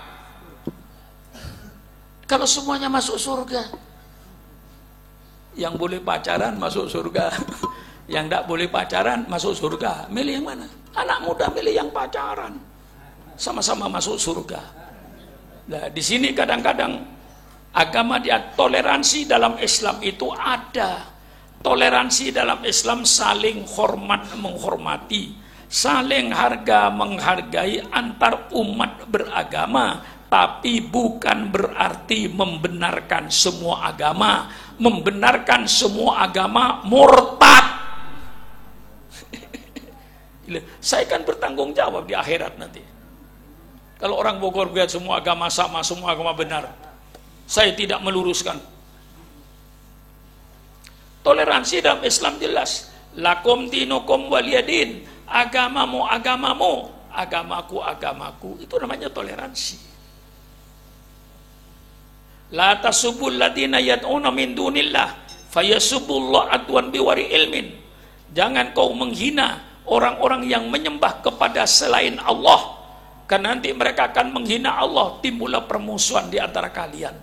Saling hormat menghormati, saling harga menghargai antar umat beragama, tapi bukan berarti membenarkan semua agama. Membenarkan semua agama murtad dalam hukum Islam. Bagaimana? Jelas? Jelas? Besok diajarkan semua agama sama, semua agama benar.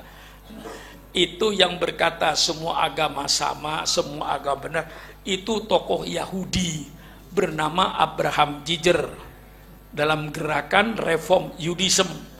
Saya baca bukunya itu. Dalam bentuk Reform Judaism, Abraham Giger berkata semua agama itu benar. Karena apa? Alasannya satu. Karena semua agama, tidak ada agama yang menyuruh kepada kejahatan. Semua agama menyuruh kepada kebaikan. Dengan dalil ini semua agama sama. Tapi bukan iman yang diukur, bukan ibadat yang diukur. Kalau soal sama, saya kira semua otak sehat membunuh orang itu punya agama atau tidak punya agama pasti berkata tidak baik. Ngerampok itu punya agama atau tidak punya agama, kalau otaknya sehat pasti mengatakan ngerampok itu tidak baik, membunuh orang tidak baik, walaupun orang yang tidak beriman kepada Allah. Nah, di sini letaknya agama itu iman, kemudian ibadat, kemudian melahirkan akhlak. Akhlak itu tentu sama. Biar orang tidak beriman, ya berbakti pada orang tua. Jangan nyakitin orang tua. Itu namanya akhlak. Nah, akhlak ini bisa ditimbulkan dari agama, bisa ditimbulkan oleh akal sehatnya. Tapi kalau orang yang beriman kepada Allah dan bertakwa kepada Allah, pasti, kalau imannya benar, pasti melahirkan akhlakul karimah. Oleh sebab itu di dalam Al-Quran Allah tidak pernah memisah kata-kata amanu wa amilus solihat. Persilakan periksa Al-Quran. Innal ladina amanu wa amilus solihat illal ladina amanu wa amilus solihat. Mengapa? Karena iman tidak bisa dipisah dengan akhlak.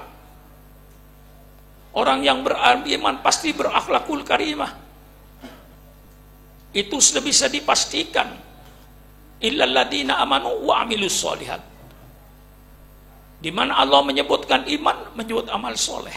Lah inilah saudara-saudara tantangan yang datang dari Barat, liberalisme, sekularisme, dan pluralisme. Di dalam perjalanan ini pun, tapi tidak saya baca semua, Habib. Baca semua sampai subuh.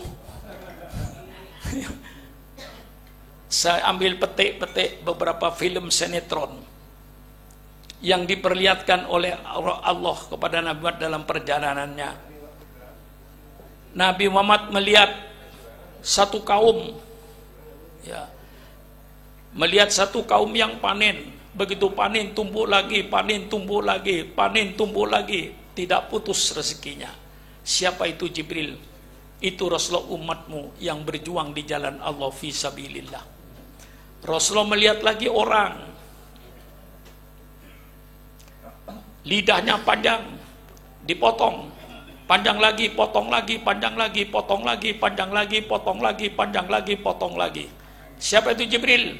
Itu umatmu Rasulullah yang menyuruh orang berbuat baik, tapi dia tidak pernah berbuat baik. Subhanallah. Orang disuruh sholat, dia tidak sholat. Orang disuruh puasa, dia tidak puasa. Orang dilarang main judi, dia main judi.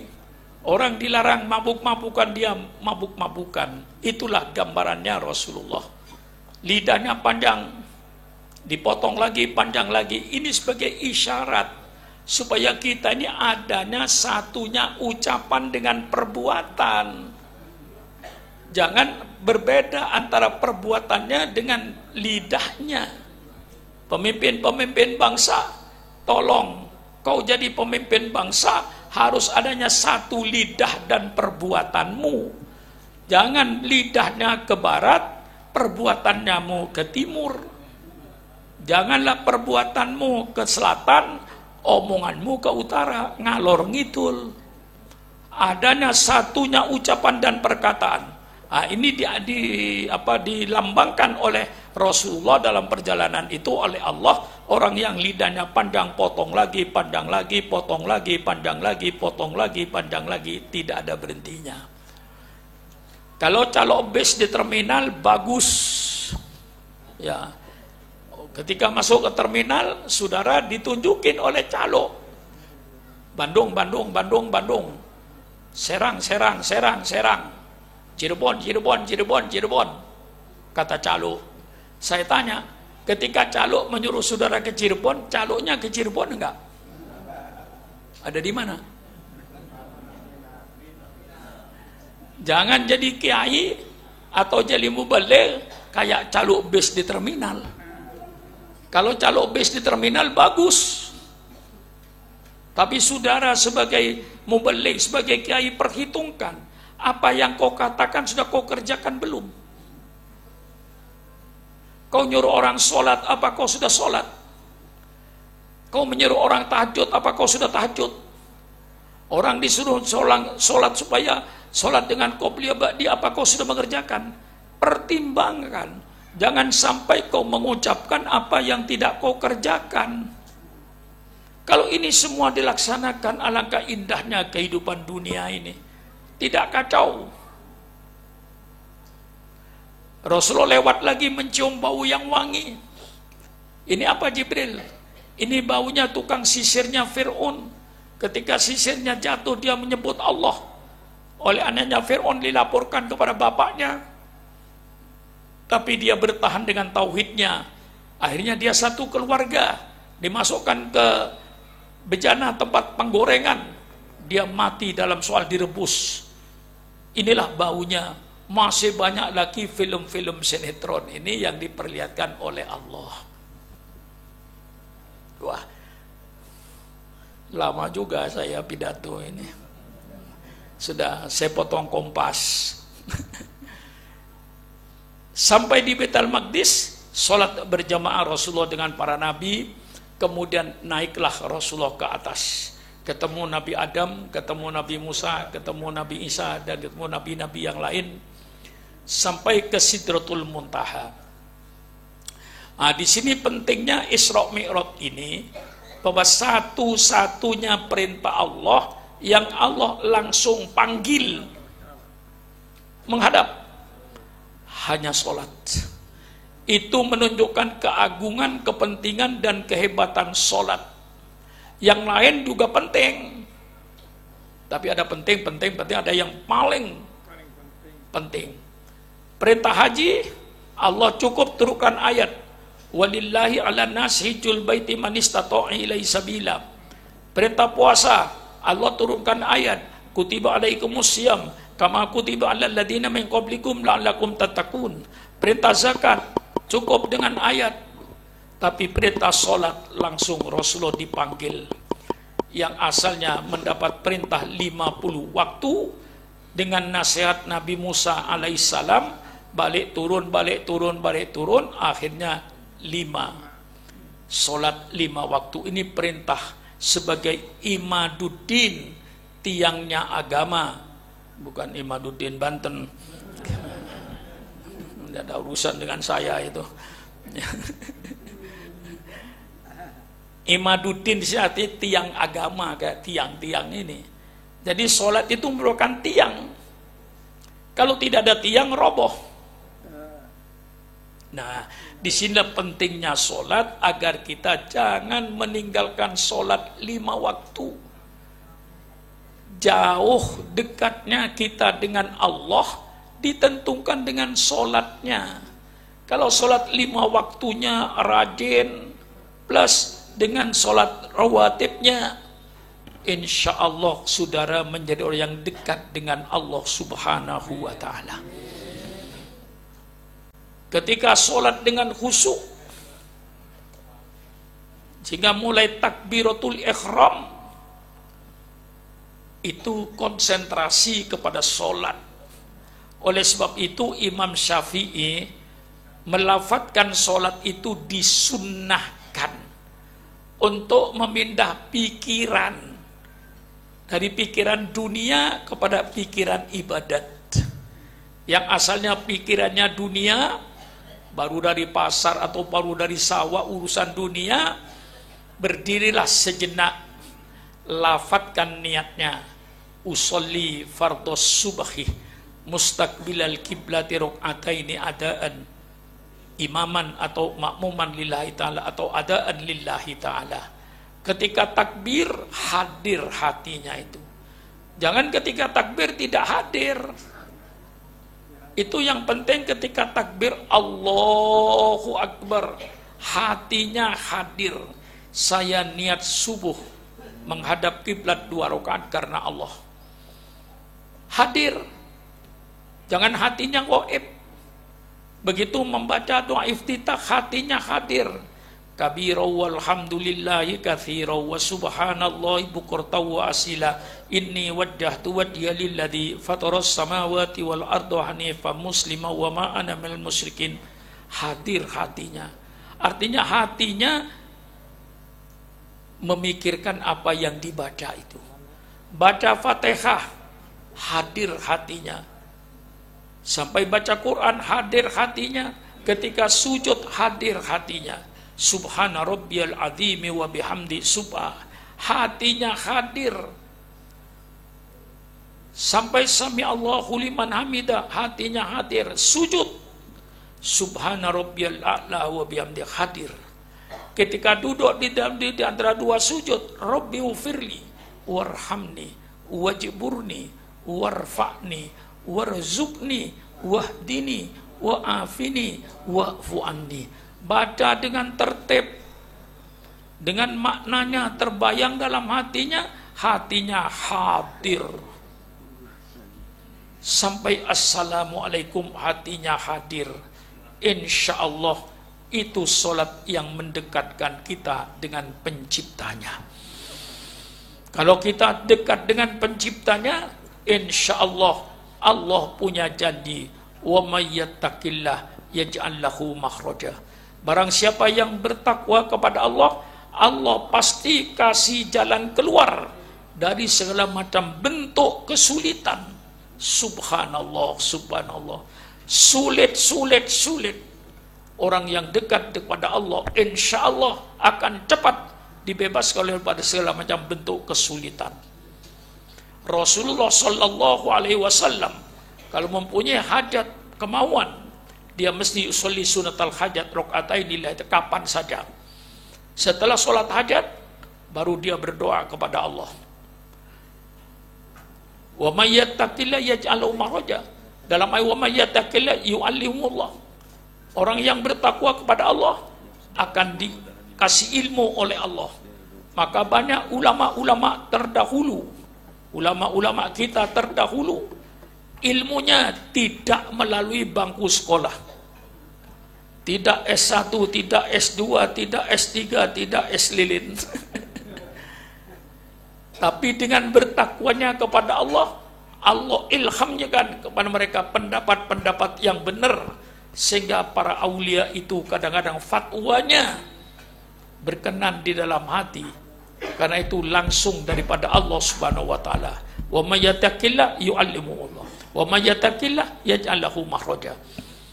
Maka ini salat menjadi termometernya, ukurannya. Jangan memberingat Isra Mi'raj tapi tidak salat. Lebih baik salat, tidak usah Isra Mi'raj. Yang bagus Isra Mi'raj dan salat, itu Habib. Nah, ini saya tandaskan. Maka kalau seandainya peradaban Islam ini dijalankan, ya peradaban Islam dijalankan, katakan dalam soal rezeki saja, wala ta'kulu amwalakum bainakum bil batil, jangan kau makan rezeki yang batil. Kalau soal dapurnya saja sudah beres, insya Allah korupsi tidak usah diberantas, hilang dengan sendirinya. Saya katakan, jangan Anda mimpi di Indonesia korupsi akan hilang selama pemerintah Republik Indonesia dan bangsa Indonesia, selama bangsa Indonesia dan pemerintah Republik Indonesia dari Sabang sampai Merauke masih mau makan barang haram, masih mau makan barang yang batil, jangan mimpi korupsi akan hilang walaupun 100 KPK. Kapan korupsi akan hilang? Saya tunjukkan.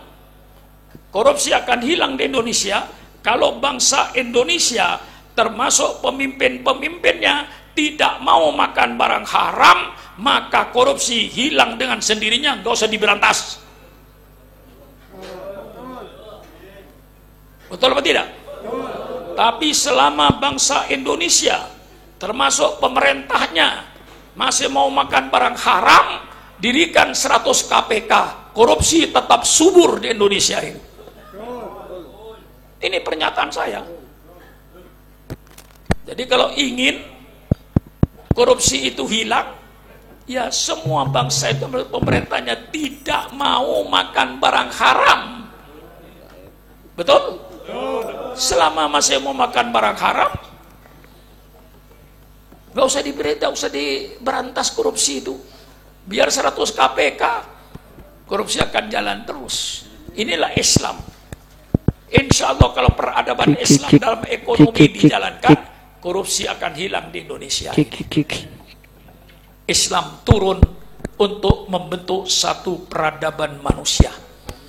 Peradaban rumah tangga, peradaban bermasyarakat, ber-RT, ber-RW, peradaban berekonomi, peradaban berpolitik. Ini semuanya Islam memberikan. Kapan pemerintah memberikan pemimpin yang baik? Kalau umat Islam ini baik, insya Allah oleh Allah dikasih pemimpin yang baik. Kalau umat Islam ini dimurkai oleh Allah, pasti dikasih pemimpin yang dolim. Jadi kalau kita mempunyai pemimpin yang dolim, itu azab dari Allah. Hadisnya ada. Rasulullah bersabda dalam hadisnya, sayati zamanun ala ummati yafirrun nas minal ulama fayabtalihimullah bi thalathi baliyat yusallituhumullah sultanan jairon yarfa'ullah al-barakata min kasbihim wa yakhruju minad dunya bi ghairi iman. Akan datang satu zaman kepada umatku di mana umatku menjauhi para ulama. Menjauhi para ulama artinya menjauhi ajaran Islam, menjauhi syariat Islam, ngaku Islam tapi main judi, ngaku Islam tapi tidak sholat, ngaku Islam tapi main perempuan, ngaku Islam tapi mabuk-mabukan. Perintah Allah tidak dijalankan, larangan Allah yang dijauhi. Kalau terjadi umat semacam itu, maka Allah akan memberikan pemimpin kepada umat tadi, pemimpin yang dolim. Jadi apa kita dikasih pemimpin yang dolim atau dikasih pemimpin yang adil? Allah yang maha tahu. Kalau kita dicintai oleh Allah, pasti Allah memberikan kita pemimpin yang adil.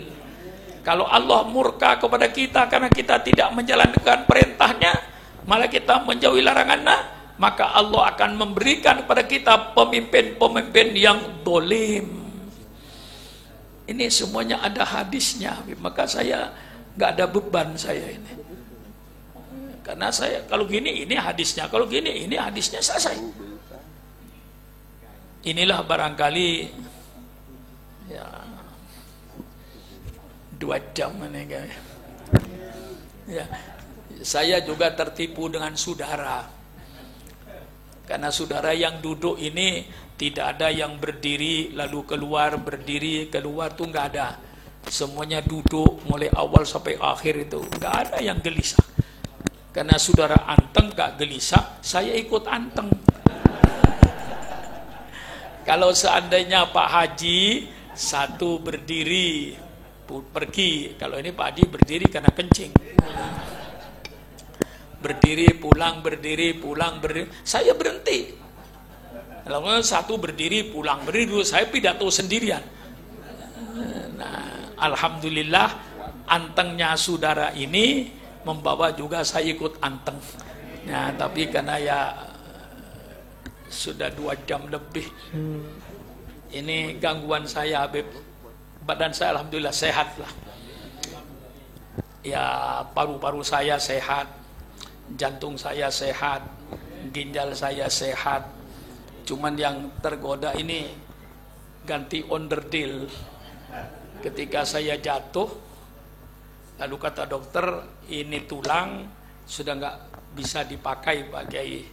Walaupun saya ikat dengan dengan kawat, Pak Kiai harus di atas roda, nggak bisa jalan. Tapi kalau saya ganti dengan onderdil, ondernya itu ada ditawarkan 3, bikinan Jepang, bikinan Cina, bikinan Jerman. Kalau saudara potong sapi, memisahkan kakinya dengan badannya, kan ada yang bulat kayak undi-undi itu dalam. Nah, itu yang diganti. Itu bikinan Jerman ini. Maka goyang ini engselnya itu engsel Jerman ini. Lebih mahal daripada engsel saudara, tapi enaknya jauh lebih bagus engselnya Allah daripada ini nih. Harganya mahal kagak enak, Allah murah. Sudah dikasih tulang kan cuma-cuma tuh, kan tidak bayar kan? Iya, tapi enak lagi. Yang Jerman mahal. Ini harganya ketika saya dari rumah sakit Pondok Indah mau keluar itu boleh keluar kalau bayar 320 juta satu mobil itu.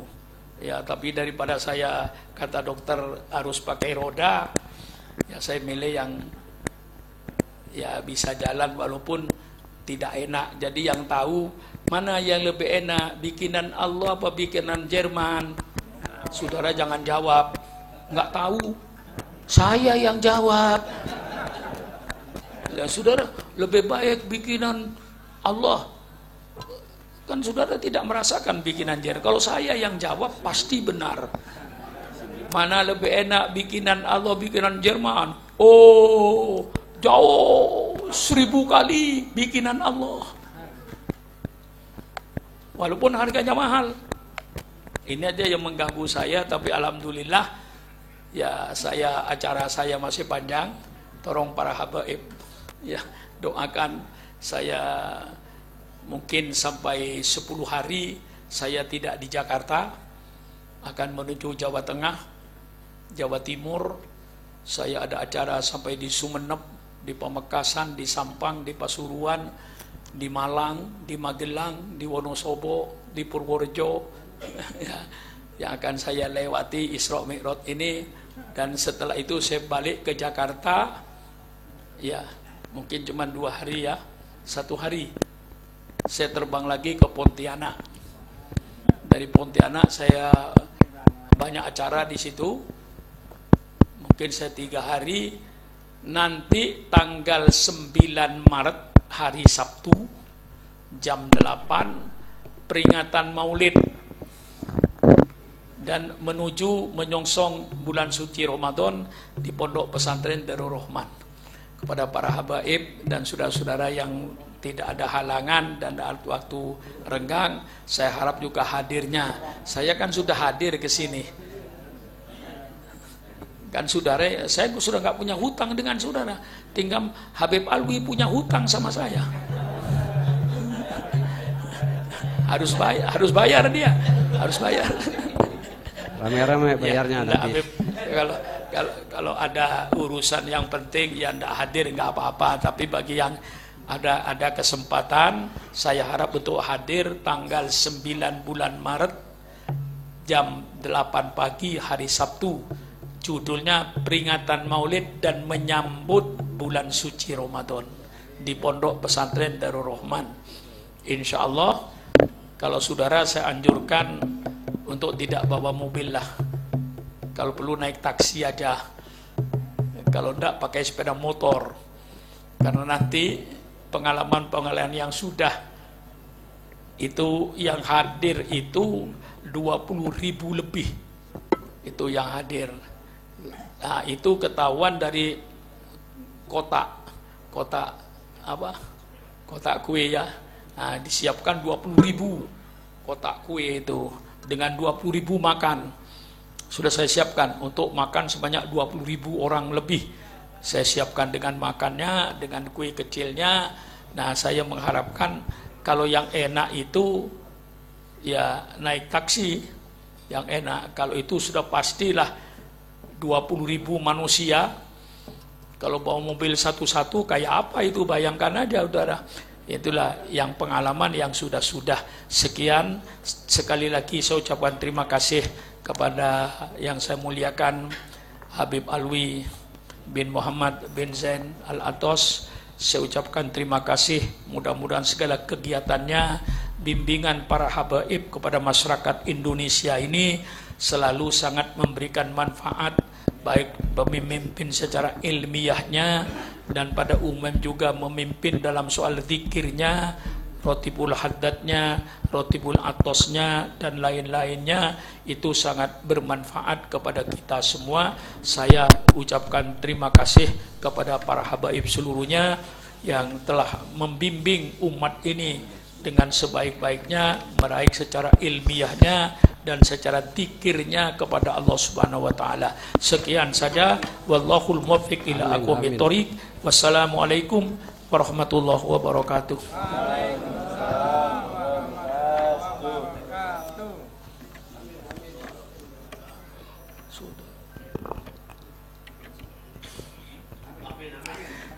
Al-Fatihah biniyatil qabul wa tamami kulli su'lin wa ma'mul wa ala kulli niyatin salihah wa ila hadratin nabiyil mustafa Muhammadin sallallahu alaihi wasallam. Al-Fatihah. A'udzu billahi minasyaitonir rajim. Bismillahirrahmanirrahim. Alhamdulillahirabbil alamin arrahmanir rahim maliki yaumiddin. Iyyaka na'budu wa iyyaka nasta'in. Ihdinas siratal mustaqim siratal ladzina an'amta 'alaihim ghairil maghdubi 'alaihim waladdallin. Amin.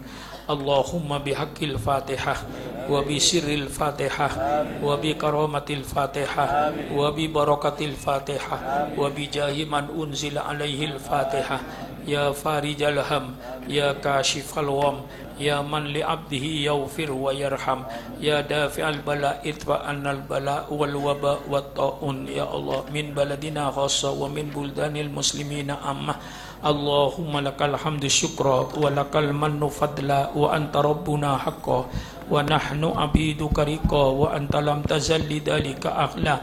Allahumma ya muyassira kulli asir wa ya jabira kulli kasir wa ya sahiba kulli farid wa ya mawniya kulli fakir wa ya muqawwiya kulli dhaif wa ya ma'mana kulli khaif. Yassir alaina kulla asir fataisirul asir alaka yasir. Allahumma sahil umurana wa umur man yuhibbuna wa umur man yusa'iduna wa umur man yakhdumuna wa umuran dakhla baitana wa umurul muslimina wal muslimat wal mu'minina wal mu'minat al ahya'i minhum.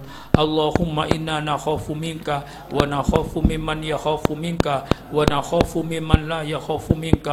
Allahumma bihaqqi man yakhafu minka najjina mimman la yakhafu minka bi hurmati sayidina Muhammadin sallallahu alaihi wasallam. Rabbana atina fid dunya hasanah wa fil akhirati hasanah wa qina adzabannar. Subhana rabbika rabbil izzati amma yasifun wa salamun alal mursalin walhamdulillahi rabbil alamin. Taqabbalallahu minna wa minkum. Allahumma taqabbal ya karim.